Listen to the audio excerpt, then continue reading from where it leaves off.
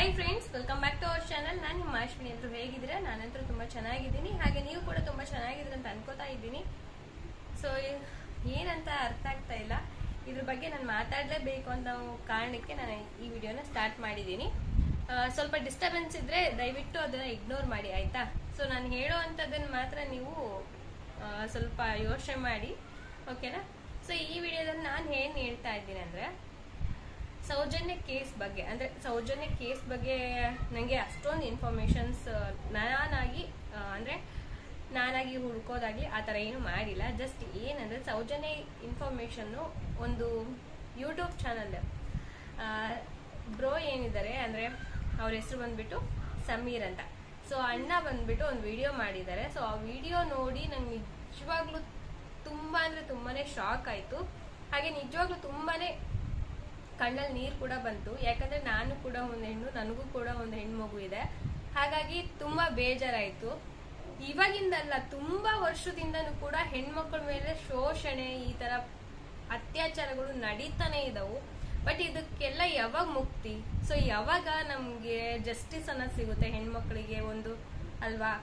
ಒಂದು ಹೆಣ್ಮಗಳು ಹೊರಗಡೆ ಹೋಗೋದು ತಪ್ಪು, ಓಡಾಡೋದು ತಪ್ಪು, ಸಂಜೆ 6 ಗಂಟೆ ಆದ ತಕ್ಷಣ ಹೊರಗಡೆ ಹೋಗಂಗಿಲ್ಲ, ಮನೇಲಿ ಕೂಡಾಕ್ಬಿಡೋದು.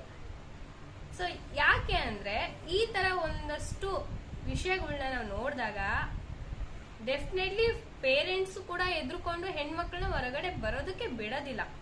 ಇವಾಗ ಒಂದು ಹೆಣ್ಮಗು ಹುಟ್ಟಿದೆ ಅಂದರೆ ಮೊದಲೇ ಚಿಂತೆ ಸ್ಟಾರ್ಟ್ ಆಗ್ಬಿಡುತ್ತೆ. ಹೆಣ್ಮಗು ಅಂದ ತಕ್ಷಣನೇ ಮೇನ್ ರೀಸನ್, ಮೊದಲೆಲ್ಲ ಏನು ಅನ್ಕೋತಾ ಇದ್ವಿ, ಮದುವೆ ಮಾಡಿ ನಾವು ವರದಕ್ಷಿಣೆ ಕೊಟ್ಟು ಕಳಿಸ್ಬೇಕಲ್ವಾ, ಮದುವೆ ಟೈಮಲ್ಲಿ ಎಷ್ಟು ಖರ್ಚಾಗುತ್ತೆ ಏನೋ, ವರದಕ್ಷಿಣೆ ಎಷ್ಟಾಗುತ್ತೆ ಏನೋ ಅಂತ ಯೋಚನೆ ಮಾಡ್ತಾ ಇದ್ವಿ.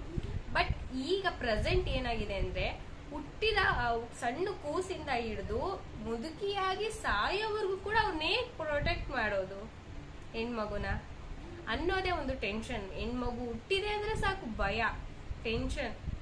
ಏನಪ್ಪ, ಹೇಗಪ್ಪ ಕಾಪಾಡೋದು ಮಕ್ಕಳನ್ನ, ಹೇಗಪ್ಪ ಕಾಪಾಡೋದು ನಮ್ಮ ಮಗುನ, ಹೆಣ್ಮಗುನ ಅನ್ನೋ ಒಂದು ರೀತಿ ಭಯ ಅನ್ನೋದು ಪೇರೆಂಟ್ಸ್ ಅಲ್ಲಿ ಇರುತ್ತೆ.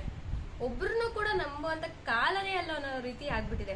ಯಾಕಂದ್ರೆ ಚಿಕ್ಕಪ್ಪನೇ ತನ್ನ ಅಣ್ಣನ ಮಗಳನ್ನ, ಮತ್ತೆ ಅಜ್ಜನೇ ಮೊಮ್ಮಗುನ, ಮಾವನೇ ಸೊಸೆನ ಈ ತರ ಮಾಡ್ತಾ ಇದ್ದಾರೆ, ಅತ್ಯಾಚಾರ ಮಾಡುವಂಥದ್ದು. ಇದು ಎಷ್ಟರ ಮಟ್ಟಿಗೆ ಸರಿ? ಅದ್ರಲ್ಲೂ ಕೂಡ ಸೌಜನ್ಯ ಕೇಸಲ್ಲಿ ಯಾವ ತರ ಆಗಿದೆ ಅಂದ್ರೆ, ಪಾಪ ಅದನ್ನ ನೆನ್ಸ್ಕೊಂಡ್ರು ಕೂಡ ಮೈ ಕೈ ಎಲ್ಲ ಜುಮ್ ಅನ್ನುತ್ತೆ. ಸೊ ಹಾಗಾದ್ರೆ ಹೆಣ್ಮಕ್ಳಿಗೆ ಯಾವಾಗಪ್ಪ ನಮ್ಗೆ ಒಂದು ರಾಮರಾಜ್ಯ ಅನ್ನೋದು ನಮ್ಮ ಒಂದು ಇದ್ರಲ್ಲಿ ಕ್ರಿಯೇಟ್ ಆಗೋದು? ನಮಗೂ ಕೂಡ ಇವಾಗ ಏನ್ ಗಂಡ್ ಮಕ್ಳೆಲ್ಲ ಓಡಾಡ್ತಿದ್ದಾರೆ ನೋಡಿ, ಒಂದು 10-11 ಗಂಟೆ ಆದ್ರೂ ಕೂಡ ಮನೇಲಿ ಪೇರೆಂಟ್ಸ್ಗೆ ಅಷ್ಟು ಟೆನ್ಷನ್ ಇರಲ್ಲ. ಹೆಣ್ಮಕ್ಳು ಜಸ್ಟ್ ಒಂದು 8 ಗಂಟೆ ಆದ್ರೂ ಸಾಕು, ಮನೆಗ್ ಬಂದಿಲ್ವಲ್ಲ ಅನ್ನೋ ಟೆನ್ಷನ್ ಇರುತ್ತೆ. ಆ ರೀತಿ ಹೆಣ್ಮಕ್ಳು ಹೊರಗಡೆ ಹೋಗೋದು ಯಾವಾಗ? ಹೆಣ್ಮಕ್ಳು ಸ್ವತಂತ್ರವಾಗಿ ಓಡಾಡೋದು ಯಾವಾಗ? ಅವರಿಗೆ ಒಂದು ಪ್ರೊಟೆಕ್ಷನ್ ಅನ್ನೋದು ಎಲ್ಲಿದೆ ಅಲ್ವಾ? ಸೊ ಪ್ರೊಟೆಕ್ಷನ್ ಅನ್ನೋದು ಇವಾಗ ಒಂದು ಕಾನೂನು ಪ್ರಕಾರ ಯಾರು ತಪ್ಪು ಮಾಡಿದಾರೋ, ಸೊ ಯಾವುದೇ ಒಂದು ಕೇಸಲ್ಲಿ ಆಗಿರ್ಬೋದು, ಯಾವ ತಪ್ಪು ಮಾಡಿದಾರೋ ಅವ್ರಿಗೆ ಕಠಿಣವಾದ ಶಿಕ್ಷೆ ಕೊಟ್ಟಾಗ್ಲೇನೆ ಅದನ್ನ ಇನ್ನೊಬ್ರು ಕೂಡ ನೋಡ್ತಾರಲ್ವಾ, ಇವ್ರಿಗೆ ಈ ತರ ಮಾಡಿದ್ರು, ಇವ್ರಿಗೆ ಹಿಂಗಾಯ್ತು ಅಂತ ನೋಡ್ತಾರಲ್ವಾ. ಸೊ ಅವಾಗ ಅವರಿಗೆ ಓಕೆ, ಆ ಥರ ತಪ್ಪು ಮಾಡಬೇಕು ಅಂತ ಮೈಂಡಲ್ಲಿ ಇದ್ರು ಕೂಡ ಹೊರಟೋಗುತ್ತೆ. ಬೇಡಪ್ಪ, ಏನಕ್ಕೆ ಬೇಕು ಅನ್ನೋ ಥರ ಆಗುತ್ತೆ. ಆ ಥರ ಕಾನೂನು ಅನ್ನೋದು ಬರಲೇಬೇಕು. ಸೊ ಬಂದಾಗ್ಲೇ ಹೆಣ್ಮಕ್ಳಿಗೆ ನಿಜವಾಗ್ಲೂ ಒಂದು ಪ್ರೊಟೆಕ್ಷನ್ ಅನ್ನೋದು ಸಿಗುತ್ತೆ. ಪೇರೆಂಟ್ಸಿಗೆ ಹಾಗೆ ಒಡ ಹುಟ್ಟಿದವ್ರಿಗೆ ಹೆಣ್ಮಗು ಅನ್ನೋ ಒಂದು ಏನು ಹೊರೆ ಇರುತ್ತೋ ಅಥವಾ ಅವ್ರಿಗೆ ಭಯ ಅನ್ನೋದಿರುತ್ತೋ ಹೋಗುತ್ತೆ. ಇಲ್ಲ, ಇವಾಗಿರೋ ಕಾನೂನು ಆಗಿದೆ, ಯಾರು ಕೂಡ ತಪ್ಪು ಮಾಡಲ್ಲ. ತಪ್ಪು ಮಾಡಿದ್ರೆ ಈ ತರ ಕಠಿಣವಾದ ಶಿಕ್ಷೆ ಕೊಡ್ತಾರೆ ಅನ್ನೋ ಕಾರಣಕ್ಕಾಗಿ ತಪ್ಪು ಮಾಡಲ್ಲ. ಹೆಣ್ಮಕ್ಳ ಮೇಲೆ ಈ ತರ ಏನಂತಾರೆ ತೊಂದರೆಗಳು ಆಗೋದಿಲ್ಲ, ಅತ್ಯಾಚಾರಗಳು ನಡೆಯೋದಿಲ್ಲ ಅನ್ನೋದು ಎಲ್ರಿಗೂ ಕೂಡ ಏನಂತಾರೆ ಮನಸ್ಸಿಗೆ ಮುಟ್ಟುತ್ತೆ. ಸೊ ಹಾಗಾಗಿ ದಯವಿಟ್ಟು ನಮ್ಮ ಒಂದು ಏನು ಕಾನೂನಿದೆ, ಕಾನೂನಿನಲ್ಲಿ ದಯವಿಟ್ಟು ಅಂಥವ್ರಿಗೆ ಕಠಿಣವಾದಂಥ ಶಿಕ್ಷೆ ಕೊಡಿ. ಕಠಿಣವಾದಂಥ ಶಿಕ್ಷೆ ಕೊಡಿ ಅವರಿಗೆ, ಓಕೆನಾ? ಇಲ್ಲ ಅಂದ್ರೆ ನಿಜವಾಗ್ಲೂ ಒಂದು ಹೆಣ್ಮಗುನ ಓದೋದಕ್ಕೂ ಕೂಡ ಕಳ್ಸೋಂಥ ಟೈಮೇ ಅಲ್ಲ ಅನ್ನೋ ತರ ಆಗಿದೆ. ಮೊನ್ನೆ ನಡೆದಂತ ಒಂದು ಕೇಸ್ ಆಗಿರ್ಬೋದು ಅಲ್ವಾ, ಯಾವುದು ಅಂತ ಅಂದ್ರೆ ಡಾಕ್ಟರ್. ಸೊ ಡಾಕ್ಟರ್ ಮೇಲೆ ರೇಪ್ ಮಾಡಿ ಅವ್ರನ್ನ ಎಷ್ಟು ಭೀಕರವಾಗಿ ಕೊಂದ್ರು ಅಲ್ವಾ. ಸೊ ಈ ತರ ಎಲ್ಲ ಮಾಡಿದಾಗ ಒಂದು ಹೆಣ್ಮಗುನ ಇಟ್ಕೊಂಡಿರೋಂಥ ಪೇರೆಂಟ್ಸ್ ಆಗಿರ್ಬೋದು ಎಷ್ಟು ಭಯ ಪಡ್ಬೋದು. ಹೆಣ್ಮಗುನ ಹೇಗಪ್ಪ ಬಿಟ್ಟು ಹೋಗೋದು, ಕಣ್ಮುಂದೆನೆ ಇಟ್ಕೊಳೋ 24 hours ಕಣ್ಮುಂದೆ ಇಟ್ಕೊಳಕ್ ಆಗಲ್ಲ ಅಲ್ವಾ. ಹೇಗ್ ಬಿಟ್ಟು ಹೋಗೋದು. ಒಂದು ಪೇರೆಂಟ್ಸ್ ಆಗಿರ್ಬೋದು, ಪೇರೆಂಟ್ಸು ತಮ್ಮ ಒಂದು ಫ್ಯಾಮಿಲಿಯನ್ನು ಬಿಟ್ಟು ಬೇರೆ ಯಾರಿಗೂ ಕೂಡ ಮಗುನ ಕೊಡೋದಕ್ಕಾಗ್ಲಿ ಅಥವಾ ಅವ್ರನ್ನ ಸ್ವಲ್ಪ ಹೊತ್ತು ಇಟ್ಕೊಳ್ಳಿ ಅಂತ ಹೇಳೋದಕ್ಕೂ ಕೂಡ ಭಯ ಪಡೋಂಥ ಸಿಚುವೇಶನ್ ಬಂದಿದೆ. ಮಕ್ಕಳನ್ನ ಓದೋದಕ್ಕೋಸ್ಕರ ಬೇರೆ ಊರಿಗೆ ಕಳ್ಸೋದನ್ನು ಕೂಡ ಒಂದು 100 ಸಲ ಯೋಚನೆ ಮಾಡೋಂಥ ಸಿಚುವೇಶನ್ ಬಂದಿದೆ ಈಗ. ಸೊ ಇದೆಲ್ಲ ಸರಿ ಹೋಗ್ಬೇಕು ಅಂದ್ರೆ ದಯವಿಟ್ಟು ಈ ಕೇಸ್ಗಳು ಏನಾಗಿದವೋ ಅದಕ್ಕೆಲ್ಲ ಕೂಡ ನ್ಯಾಯ ಒದಗಿಸ್ಲೇಬೇಕು, ಅಂತವರಿಗೆ ಕಠಿಣ ಶಿಕ್ಷೆ ಕೊಡ್ಲೇಬೇಕು ಅಲ್ವಾ. ಸೊ ಇವಾಗ 12 ವರ್ಷದಿಂದ ಸತತವಾಗಿ 12 ವರ್ಷದಿಂದ ಫೈಟ್ ನಡೀತಾನೆ ಇದೆ ಸೌಜನ್ಯ ಕೇಸಲ್ಲಿ. ಬಟ್ ಇದುವರೆಗೂ ಆಯ್ತು, ಅದಕ್ಕೆ ಯಾವುದೇ ರೀತಿ ಜಸ್ಟಿಸ್ ಅನ್ನೋದು ಸಿಕ್ಕಿಲ್ಲ. ಇನ್ನು ಯಾವಾಗ ಸಿಗುತ್ತಂತನೂ ಕೂಡ ಗೊತ್ತಿಲ್ಲ. ಆದ್ರೆ ನಾವು ಸೋಷಿಯಲ್ ಮೀಡಿಯಾ ಆಗಿರ್ಬೋದು ಅಥವಾ ಮೀಡಿಯಾದವರಾಗಿರ್ಬೋದು ಪ್ರತಿಯೊಬ್ರು ಕೂಡ ಕೈ ಜೋಡಿಸ್ದಾಗ್ಲ, ಹಾಗೆ ಈ ಒಂದು ಕೇಸ್ ಬಗ್ಗೆ ಆಗಿರ್ಬೋದು, ಈ ತರ ಶೋಷಣೆ ಆಗ್ತಾ ಇರುವಂತ ಒಂದು ಯಾವುದೇ ಕೇಸ್ ಬಗ್ಗೆ ಆಗಿರ್ಬೋದು, ಒಂದು ಜೋರಾಗಿ ಧ್ವನಿ ಎತ್ತಿದಾಗ್ಲೇನೆ ಅದಕ್ಕೆ ಒಂದು ಏನಂತಾರೆ ಇನ್ನೂ ಕೂಡ ಸ್ಟ್ರಾಂಗ್ ಆಗುತ್ತೆ ಕೇಸ್. ಸೊ ಸ್ಟ್ರಾಂಗ್ ಆದಾಗ ಡೆಫಿನೆಟ್ಲಿ ಅದಕ್ಕೆ ಒಂದು ಜಸ್ಟಿಸ್ ಅನ್ನೋದು ಸಿಕ್ಕೇ ಸಿಗುತ್ತೆ ಅಲ್ವಾ. ಸೊ ಸೋಷಿಯಲ್ ಮೀಡಿಯಾ ಆಗಿರ್ಬೋದು ಯಾರನ್ನೂ ಕೂಡ ನಾನು ಬ್ಲೇಮ್ ಮಾಡ್ತಾ ಇಲ್ಲ. ಬಟ್ ಎಲ್ಲರೂ ಕೂಡ ಒಗ್ಗಟ್ಟಾಗಿ ಒಂದ್ ಮುಂದ್ ಬಂದ್ರೆ, ಒಬ್ಬೊಬ್ರೆ ಅದ್ರ ಬಗ್ಗೆ ಮಾತಾಡಿದ್ರೆ ಅದಿನ್ನೂ ಕೂಡ ಅದ್ರ ಕಾವನ್ನೋದು ಹೆಚ್ಚುತ್ತೆ. ಸೊ ಅವಾಗ ಅದಕ್ಕೆ ಜಸ್ಟಿಸ್ ಅನ್ನೋದು ಸಿಕ್ಕೇ ಸಿಗುತ್ತೆ.